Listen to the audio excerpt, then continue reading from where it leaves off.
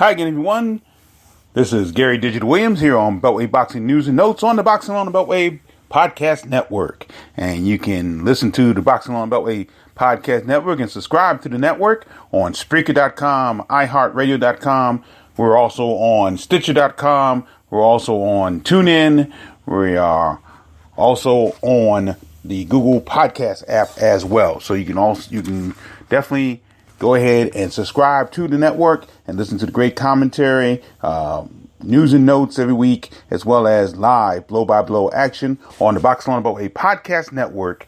And you can also find me, Gary Digital Williams, on Twitter at Digital25, and also read the blog boxingonthebeltway.blogspot.com for up-to-date information that we come in between our news and notes podcast every week. The Beltway Boxing News and Notes podcast on the Boxing on the Beltway Podcast Network is brought to you by Real-Time Pain Relief, from boxers to ballerinas, for shoulder pain and muscle strain and everything in between. Boxing on the Beltway recommends Real-Time Pain Relief, the natural, plant-based, safe, fast, and effective ointment. You go to freepainoffer.com, buy $10 worth of Real-Time Pain Relief. You get a free $10 tube of Real-Time Pain Relief. Rub it on. The pain is gone in real time. And by DeborahSpears.com, where you have great jewelry that she sells. And your first purchase of Deborah Spears jewelry is 20% off. She also has great weight loss tips you can purchase, and a great book about weight loss without dieting, eating real food along the way at Deborah, Debra Spears.com. Well, a lot going on this coming week as we get ready for September and the fall months coming in, and we have some big events coming up in the next month. September is going to be a very, very busy month for us. So we're going to give you this week, as we promised last week, we'll give you the entire September schedule. And it'll be very interesting, including 3 cards that will take place within a 2-week period. And 2 of those cards will take place on the very same evening. So we'll see what happens with that. But before we get to the schedule, got a couple of updates from last week's action. Another big win for Antonio Russell out of Capitol Heights, Maryland. He's the bantamweight, and he needed just 78 seconds, 1 minute 18 seconds, to knock out Nick Kanyankole Otieng of Nairobi, Kenya. That was at the Minneapolis Armory in Minneapolis, Minnesota. And Russell was very aggressive early in the bout.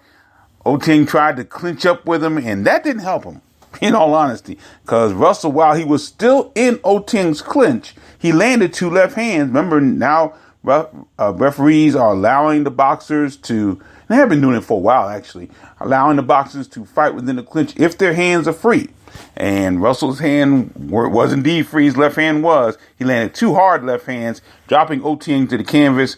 And quite frankly, it looked like Otieng did not want to do any more boxing after that. He did not beat the referee's count. Again, the bout ended at 78 seconds, 1 minute 18 seconds. So Antonio Russell, who was a former Rookie of the Year in the Beltway, he's 12-0 now, 10 KOs. Otieng falls to 31-15, 13 KOs. That bout, by the way, was shown live on FS1 and on Fox Deportes, one of the first bouts on that card. So that was, again, out of the Minneapolis Armory in Minneapolis, Minnesota.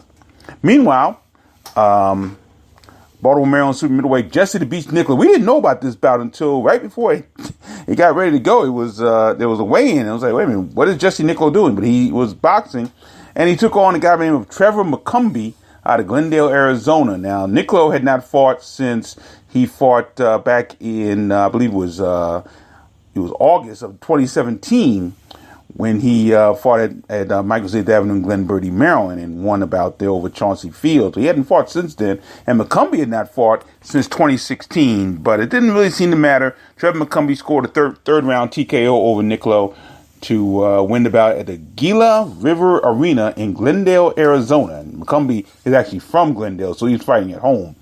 He was solid from the opening bell as he wowed that hometown crowd.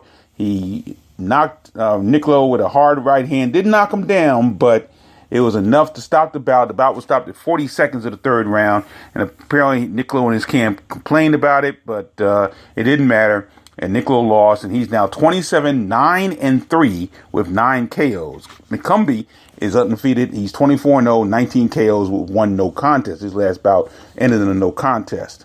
And the bout was shown on the ESPN Plus app, which I'm not sure if I want to get. I mean, it's $4.99 a month, but they have a lot of content. And in my position right now, I don't really think I can afford it, but hopefully in the near future, I may try it, because they do have a lot of great content. They're right now showing the U.S. Open, which a lot of it's showing a lot of different locations. The only place you can get it probably is the Tennis Channel, other than ESPN Plus, and they're showing a lot of the different events. They're showing a lot of boxing that you can't get anywhere else, and of course they're showing all the 30 for 30s that they've done over the years. So maybe it's worth it in the future. So we'll see what happens. But it was on the ESPN Plus app.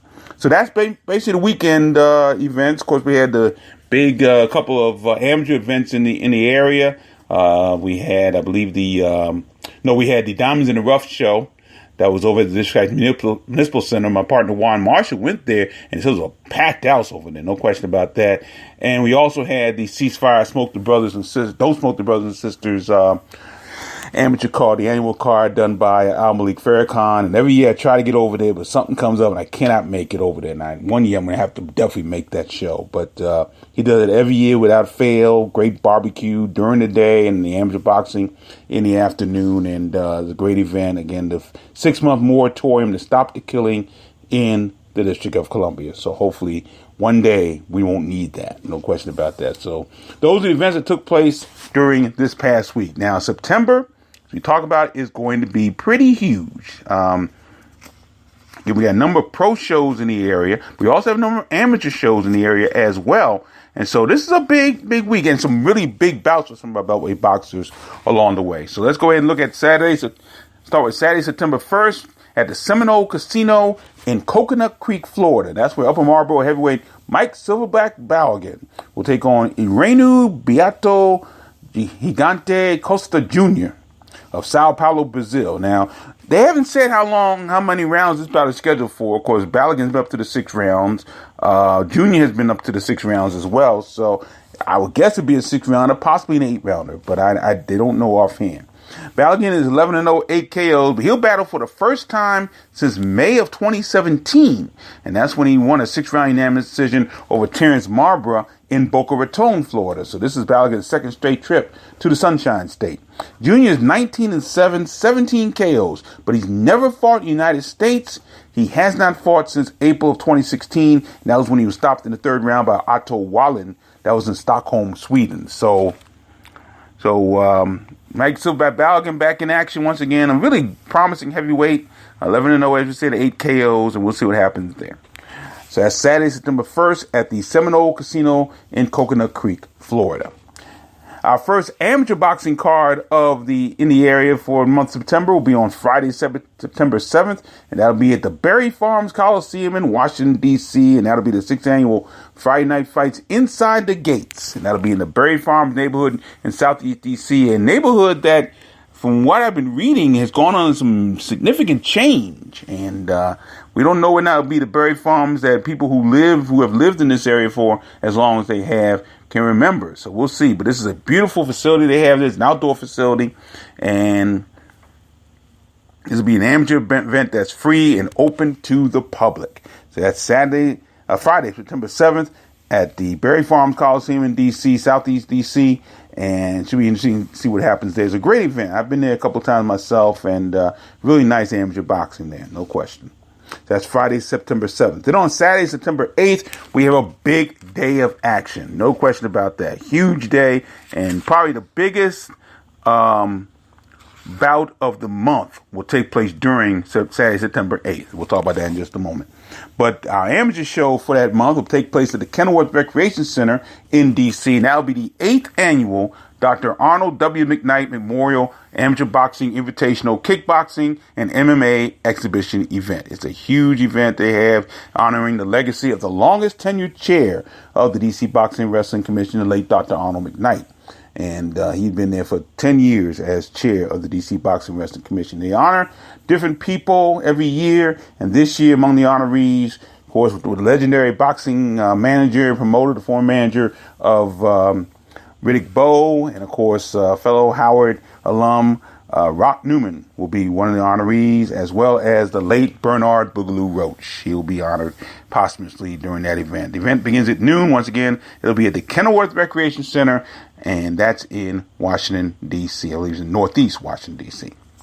Now, we look at the pro shows, and the pro bouts in the area, not in the area, but around the country on September 8th will be huge. No question about that. The biggest one, I believe, will take place at the Fabulous Forum in Inglewood, California. We've talked about this for a couple of weeks now, and that is Bethesda, Maryland Super Flyweight Alexandru Spartan Marine.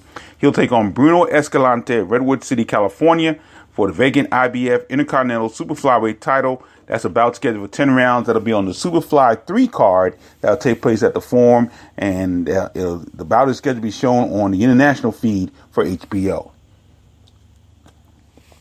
As we've talked to you about this bout over the last couple of weeks, Marine has moved up in the rankings for the IBF and, well, for the WBO. In the IBF, Marine is now ranked number 6. When we first started talking about this, he was ranked 10th in the world. But he's now ranked number 6 in the world by the IBF. And he entered the WBO rankings at number 12. So this is a huge bout for Marine. Marine wins this one. You got to think a world title is right around the corner for him. So the native of Iastu, Romania, needs this win. Escalante has fought some very good competition. It could be a very tough bout. It's in California, so it's, Escalante's going to have the home ring advantage, so to speak. But Marine is very, very talented. I'm very high on this guy, and I really think he can do it and get it done. So we'll see what happens. Once again, Marine is 16-0, 11 KOs. Escalante 17-3-1, 7 KOs. Once again, the bout is part of that Superfly 3 card, that big Superfly 3 card that's taking place in the Forum in Inglewood, California. And I believe the main events will be on HBO. I believe that's the case. Yeah. So we'll see what happens there. Once again, that's the Forum in Inglewood, California. Alexander Marine taking on Bruno Escalante. So that should be a good one. Also on Saturday, September 8th, this will be at the Barclays Center in Brooklyn, New York. There are 3 Beltway boxers slated to be on this card. That's headlined by the vacant WBC welterweight title bout between Danny Garcia and Sean Porter, and that'll be on Showtime. Okay, one of the boxers on the card will be Alexander Virginia middleweight Brandon Bulldog Quarles. He'll be in an 8-round contest against Marcus Willis of Fort Myers, Florida. Quarles is 19-4-1, 10 KOs to his credit. He comes off a 5th-round TKO over Fidel Monteroso. Looked good in this bout. That was on May 19th at the MGM National Harbor in Oxon Hill, Maryland. Willis is 18-5-2, 5 KOs. He last fought on June 9th. He scored a 4th-round TKO over Curtis Waller. That was in Key West, Florida. So a big bout for Brandon Quarles. Big stage for him at the Barclays Center. And he's been kind of up and down a little bit. So he needs this to be a good one to really kind of right his ship a little bit. He's, again, coming off a big win back in May. But hopefully he can keep that momentum going coming up on September 8th against Marcus Willis. Also on the card, Washington, D.C., another guy who's been kind of up and down the last few months. Washington, D.C. welterweight David Day Grayton. He'll be in an 8-round encounter against undefeated Terrell Williams of Los Angeles, California. We'll tell you about Terrell Williams in just a moment. Grayton is 15-2-1, 11 KOs. He last fought on November 21st. He lost a 10-round unanimous decision to Miguel Cruz in St. Petersburg, Florida. A tough bout for him. I thought he fought pretty well, but just wasn't able to get the win there. Williams returned to action on November 17th. He scored a 6-round TKO over Rosenberg Gomez. That was in Flint, Michigan. Once again, Williams, and I don't have his record, but he was 17-0 with 6 KOs. And this is his first bout since that 9th round disqualification win over Pritchard Colon. That was in October 2015 at the George Mason University Eagle Bank Arena. And he's only fought, as we said, one time since then. A lot of people protested his return to action. It took him a while to get over that whole thing. And I don't know if I don't know if you ever get over something like that. But took him a while to get going after the whole situation with Pritchard Colon. I did read that he felt some deep remorse for that situation. So we'll see. Terrell Williams coming in this situation, again, still undefeated, and Going against a tough guy in David Grayton. If David Grayton can get going, and again, he could use a win right now. Again, coming off a loss, be a good opportunity to get back in that situation. So that's another bout on that Barclays Center card. David Grayton taking on Terrell Williams. And also on that card, Severn, Maryland heavyweight Sherman the Tank Artist Jr. He'll be in a 4-round encounter against Clayton Laurent Jr. of St. Thomas in the Virgin Islands. Artist is 3-2. He last fought on November 18th. Lost 4-round unanimous decision to Igor Pavako. That was in Queens, New York. Now, Artist has been around the game for a long period of time, but hasn't fought a lot. As you can tell, only 5 wins, but 5 bouts. But he has fought off and on since about 2009, 2010. So, but he just hasn't made it a full-time occupation.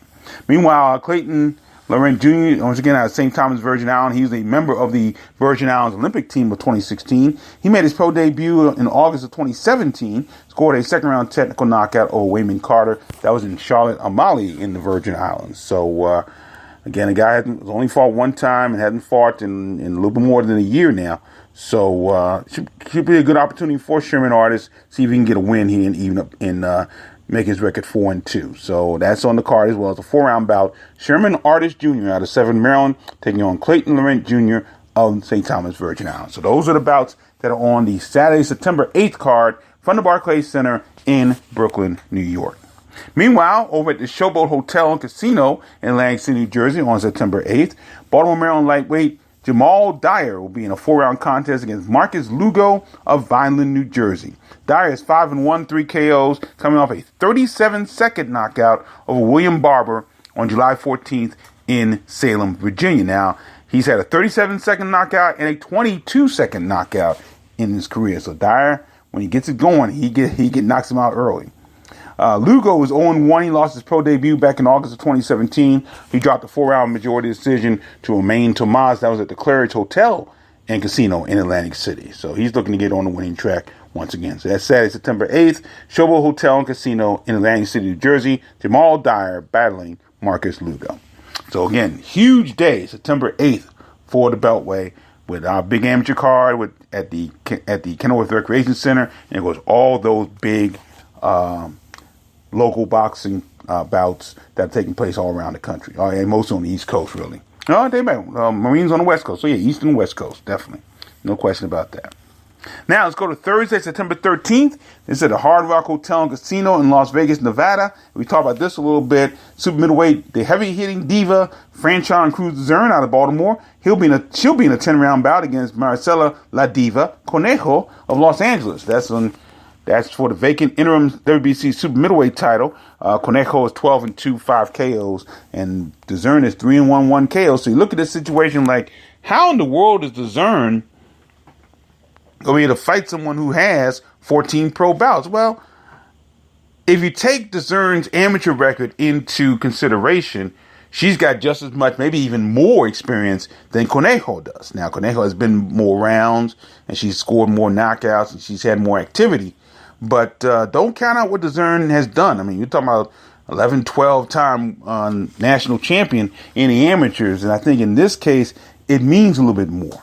So we shall see. And again, I think the height could be a difference as well. Franchon Cruz-Zern, very tall. And that could be a difference against Maricela Conejo. And again, this bout is scheduled to be televised by ESPN2 on Thursday, September 13th. So that's at the Hard Rock Hotel and Casino in Las Vegas, Nevada. So we'll see what happens there. Friday, September 14th, another big day for us here because a number of boxers will be in action on that card. We do have one amateur show, and that's going to be at Michael's 8th Avenue in Glen Burnie, Maryland. Baltimore Boxing will have that amateur card. Jake Smith promoting once again, and scheduled to appear on that card. On that card will be on heavyweight Brian Bam Bam Henslager. He's been out for a little bit, so he's back. And also a female boxer who's been on a little bit of a roll as an amateur, Lisa Bodenberg, who's also a Marine as well as a amateur boxer. So that's Friday, September 14th at Michael's 8th Avenue, Glen Burnie, Maryland, with the Baltimore Boxing Amateur Show. Also on Friday, September 14th at the 2300 Arena in Philadelphia, Pennsylvania, there'll be 2 locals scheduled to be on this King's Promotion card. undefeated DC welterweight Shingaskan Tazabai. He'll be in a 6-round contest against Yasmani Pedroso of Miami, Florida, by way of Cuba. Tazabai is 6-0, 2 KOs, coming off a 4-round unanimous decision over Isaac Freeman. That was at the Barclays Center in Brooklyn, New York. Pedroso 2-4, 1 KO. Broke a 4-bout losing streak with a 4-round majority decision over Gerald Simide on July 20th in Kissimmee, Florida. I think that bout that Tazabai was in was back in April. It was back in April. And I don't know why I don't have the. For some reason I don't have the date on here, but I'll put the date in here and it'll be on the blog. But Shingaskan Tazabai back in action, 6-0, 2 KOs against Yasmani Pedroso. Who is 2-4, 1 KOs. Also in that card, another DC welterweight, Keyshawn Williams. He'll be in a 4-round contest against an opponent to be determined. Williams is 2-0-1, 1 KO, won a 4-round majority decision over Adrian Martinez. That was on May 25th in Warren, Michigan. So 2 bouts, 2 cards, 2 boxers on the card on Friday, September 14th. Then on Saturday, September 15th, we have another amateur show at the Thurgood Marshall Center Trust in Washington, D.C. That's located at 1816 12th Street in Northwest D.C. This is done by the Nomis Youth Network. Robert Simon is the head of this situation. He's hosting a boxing fundraiser for the club, and this will be a fundraiser that's slated to feature amateur boxers from D.C., Maryland, Virginia, New Jersey, and North Carolina. So it should be a lot of fun there. Once again, that's the Nomis Youth Network throwing this boxing amateur fundraiser, and amateur boxers from D.C., Maryland, Virginia, New Jersey, and North Carolina are slated to be in attendance and competing on this card. That's on Saturday, September 15th at the Thurgood Marshall Center Trust, a new location at 1816 12th Street in Northwest D.C. Then we get to two of the pro cards that'll take place in the Beltway coming up in September. And they take place on the very same evening. And that's going to be interesting to see what happens there. We talked about one of them. Actually, we talked about both of them a little bit, but I'm going to give you a little bit more details on it. First of all, the show at the A.C. Jordan Arena on the campus of Bowie State University in Bowie, Maryland. And for those who don't know, since that's a relatively new location for us, that's at 14,000 Jericho Park Road in Bowie, Maryland. And we the A.C. Jordan Arena. And this is going to be a big deal for a lot of reasons. Number one is a co-promotion between Shabazz Brothers, who have done outstanding work in the area, and Evander Holyfield's Real Deal Boxing. And that's going to be interesting to see what happens with this. And that's going to be a big one. The main event on the card actually is going to be one of Bowie State's own. He's an alumnus of Bowie State. He graduated in 2016, and he graduated with a bachelor's degree in sports management. And that's, of course, Greg the Sharpshooter Outlaw out of Bowie, Maryland, who's 5-0 and 2 KOs. And interesting to see what happens there. He's excited. In the press release, he's very excited. He says he's super excited to fight at his alma mater. And his experience, he says, quote, "My experience there helped mold me into the man I am today. And it's only right that I put on a show for my fellow Bulldogs," that's the nickname, "and the surrounding community." And also scheduled to be on this card, Alante Slides the Fox makes his return. Last time he fought was against Demetrius Andrade, and he went 12 rounds. 10 rounds with a bad shoulder, and survived it. He lost the bout, but he fought very well against Demetrius Andrade, and so he'll be on this card. Also, Travis Sevier Reeves out of Baltimore. He's the USBO light heavyweight champion. He's scheduled to defend his title on this card. So we'll see what happens there. Also scheduled to be there, Musin Kason, who is the brother of Asim Rahman Sr. He's 2-0. Of course, we last saw him fight back in June at Martin's West on the last Shabazz Brothers card. Also, Jordan Short Dog White returns. He's been out for about a year. He's 4-1, 3 KOs. He returns on the card. He's a featherweight out of Washington, D.C. Also, Joshua Dynamite Davis out of D.C., who is he's promoted by Real Deal Boxing. He'll be on there against King's Promotions boxer Anvar Yunusov out of Kazakhstan. Joshua Davis 11-3, 5 KOs. Anvar Yunusov is 3-0. So we'll see what happens there. Debut Mark Duncan will make his pro debut on the card. He's out of this area, as well as another boxer, Gregory Shy Glizzy Clark. He's 3-2-1 KO.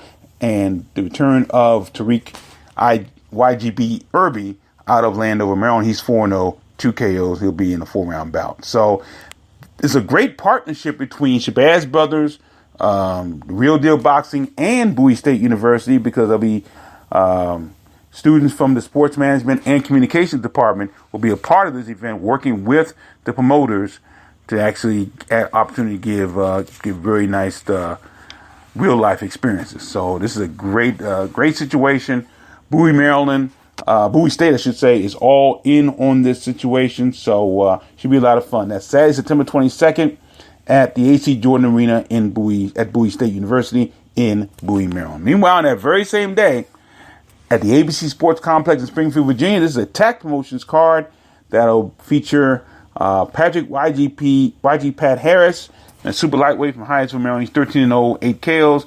And Edgar the Tiger Torres, he's a super welterweight out of Springfield, Virginia, 8-0-1, 4 KOs. And for right now, as far as Beltway boxing is concerned, that's it.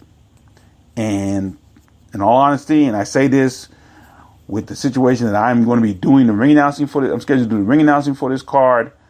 The fact that they only have 2 Beltway boxers on the card, and looking at the card, 3 boxers from out of town, I got to admit I have a little problem with that. I'll be perfectly honest with you. I have a little problem with that. In connection with the bout that's going to be at Bowie State, that's going to be a rough sell.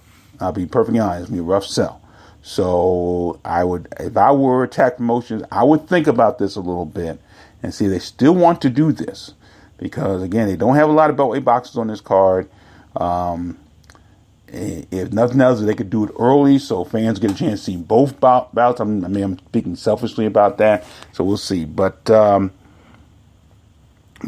may want to think that one through a little bit. So we'll see what happens. But for now, September 22nd, ABC Sports Complex, Springfield, Virginia. Have a card there. Juan and I will be splitting the duties there. Juan will be at the show at Bowie State. And again, since I'm doing the announcements, I guess I assume that Henry Discombobby and Jones will be doing the announcing at the AC Jordan. I'll be at the ABC Sports Complex doing the card there. So we'll see what happens. It's going to be a big day one way or the other. Now, before we get to the third pro boxing card on the month in the area, I got to talk about Tuesday, September 25th. That'll be at the Sands Bethlehem Event Center in Bethlehem, Pennsylvania. And that's where Owens Mills, Maryland heavyweight Kobe Madison, he'll be in a 6-round contest against Nicklow Clark of Jersey City, New Jersey. Now, Madison kind of sort of needs a win. I mean, he hasn't lost any, but he's had 2 draws in his last 3 or 4 bouts. And his last bout was a draw, and that was a 6-round draw against Guillermo Del Rio in Philadelphia, Pennsylvania. That was at the Sugar House Casino in Philadelphia, Pennsylvania, on April 6th. Clark, meanwhile, is 2-1, won a 4-round majority decision over Jose Nunez on August 10th. Madison's bout was at the 2300 Arena.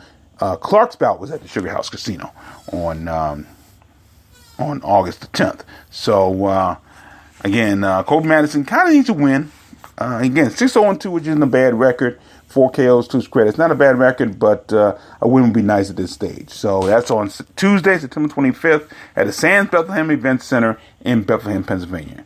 Then we close out the month with another card that'll take place on Saturday, September 29th. That'll be at Rosecroft Raceway in Fort Washington, Maryland. There's another new promotional company called Sign Nation Boxing Promotion. Now, I saw a name that was connected to it, and I'm just curious to see if it's the same one, that's all. But I saw the name Corey Sanders connected to this. Now, I'm wondering if this is Corey T-Rex Sanders, who was a prominent heavyweight in the 90s, early 2000s. He had some great events. And I wonder whether or not he will be a part of this show on Saturday, September 29th at Rosecroft Raceway in Fort Washington, Maryland. And scheduled to be on this card will be District Maryland boxers Jason and Justin Bell. They'll be in their first 6-round encounters. And also a young man who I think is going to be a promising boxer as well, and that's Darren Sweet Tay Williams. He's the welterweight out of Washington, D.C. So that's Saturday, September 29th, Rosecroft Raceway, Fort Washington, Maryland. Hope we can have the call of that bout, that card, I should say, on that night, Saturday, September 29th at Rosecroft Raceway. So that is the month of September. And that is going to be a very huge month for us, and some big bouts. And of course, we'll be following everything that goes along the way. We'll give you more details on each of the events that take place during that month. And of course, all things are scheduled to change and be added without notice. So it could be more bouts coming. There could be some bouts being taken off. Who knows? But as of right this moment, that is the schedule for the month of September.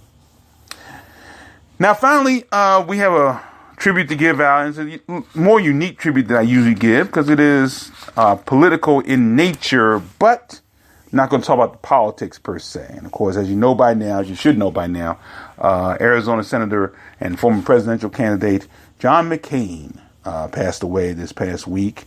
It'll be almost 1 week ago, this past Saturday when he passed. And on the 18th of August. And everybody talked about his political aspirations, and of course he was a war veteran and was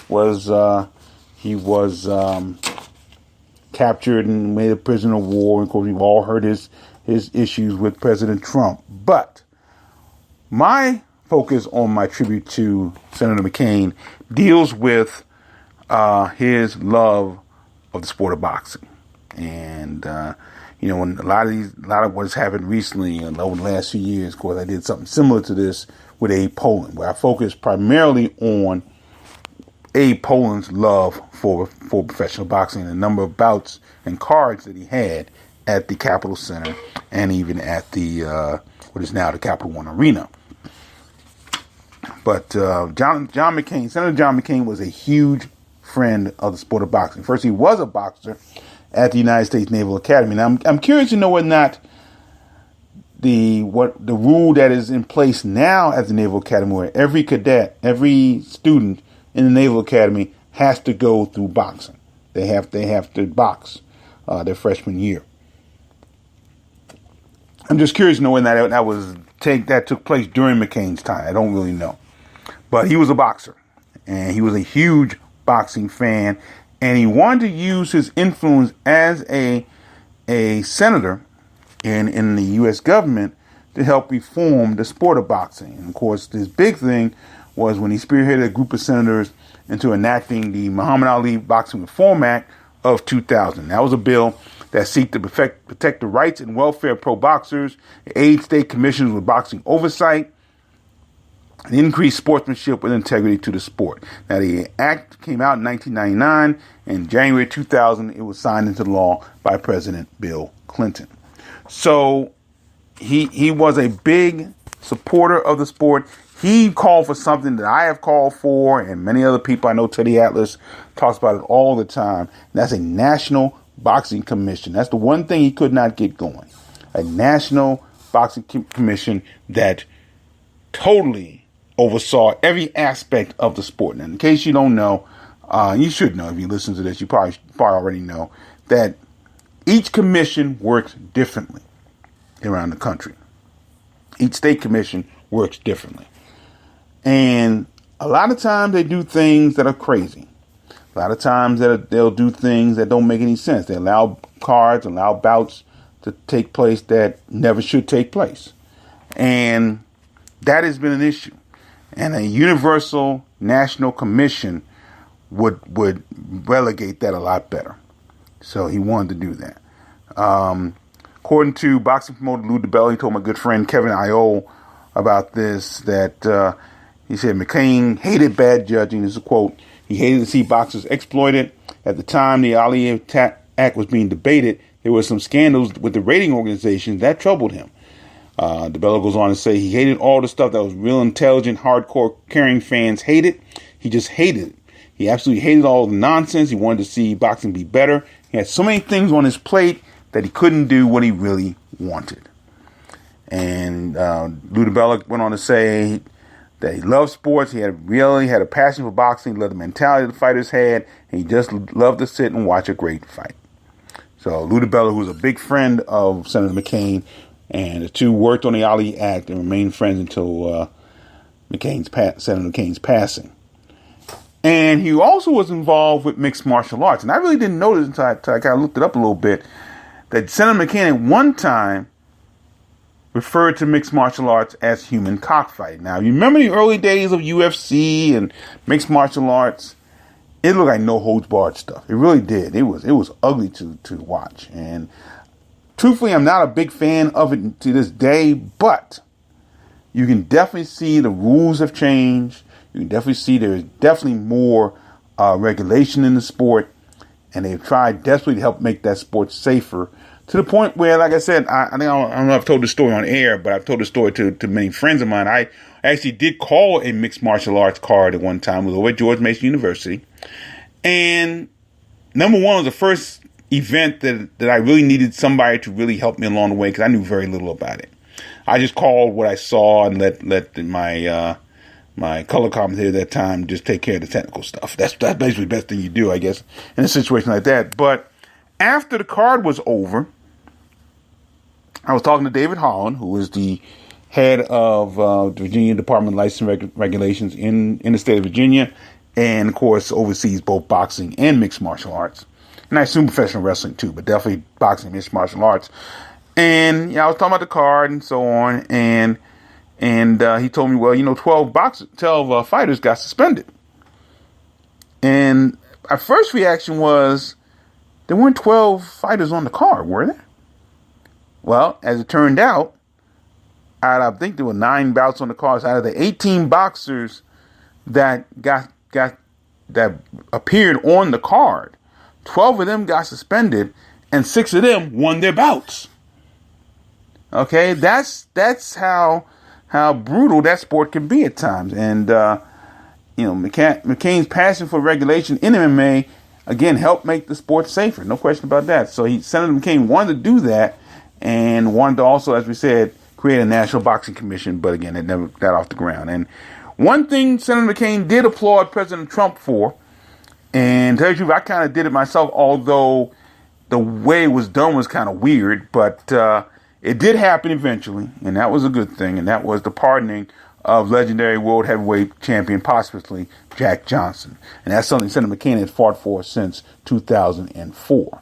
So Senator McCain, John McCain, was a true friend of boxing, and we definitely mourn his passing in that aspect as well. I mean, it's not going to be talked about nearly as much as some of his other great exploits, but and some of the way he acted as a public figure. But as a boxing blog, I definitely looked at that, and I remembered some of the great things that Senator John McCain did. So I applaud him and definitely pay tribute to him during this podcast. So that would do it for another edition of Beltway Boxing News Notes on the Boxing on Beltway Podcast Network. And once again, you can subscribe to the podcast network on Spreaker.com, iHeartRadio.com, Stitcher.com, TuneIn.com, as well as the Google Podcast app. So make sure you subscribe to the page. Once again, I can be found on Twitter at Digital25, and also you can keep up with all the events throughout the week when we're not on air here. You can definitely keep up on boxonthebeltway.blogspot.com. Once again, we're brought to you by Real Time Pain Relief. You go to freepainoffer.com, buy $10 worth of Real Time Pain Relief. You get a free $10 tube of Real Time Pain Relief. Rub it on, the pain is gone in real time. And by DeborahSpears.com with great jewelry and great weight loss tips on Deborah, Debra Spears.com. Thanks for joining me, everybody. I'm Gary Digital Williams. Always remember to keep supporting the best boxing in the world, the boxing along the Beltway. Take care, everyone.